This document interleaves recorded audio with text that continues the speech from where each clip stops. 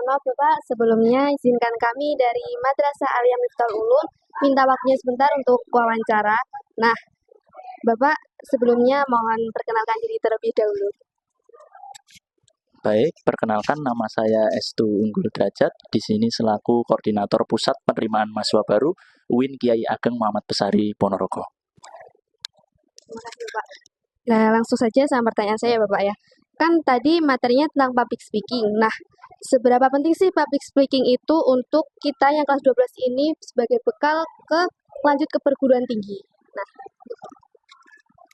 Baik, saya kira di era digital ini, kemudian di era tantangan global, kemampuan public speaking itu sangat penting. Karena di lain sisi seseorang dinilai atas nilai akademiknya, tapi juga harus dinilai secara skill kemampuannya. Karena itu semua dibutuhkan di dunia kerja.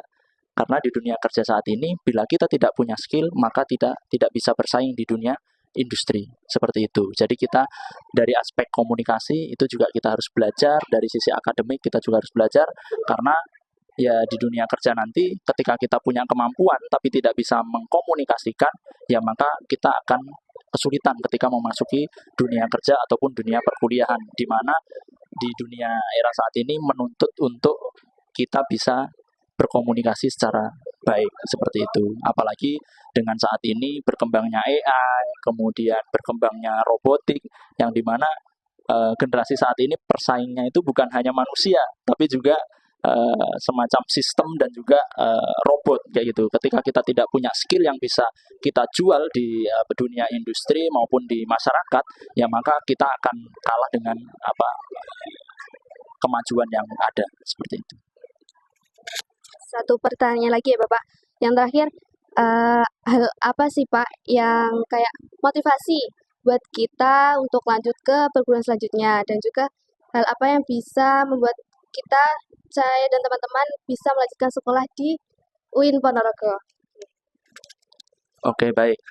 Hal apa yang membuat kita harus tetap melanjutkan pendidikan? Jadi pendidikan itu sebuah modal utama dalam kita menjadi seorang manusia. Jadi kita bicara tentang pendidikan itu bukan hanya tentang pekerjaan, tapi bagaimana kita bisa berpikir kritis, kemudian kita bisa memberikan sumbangsih kepada masyarakat atas pikiran-pikiran kita.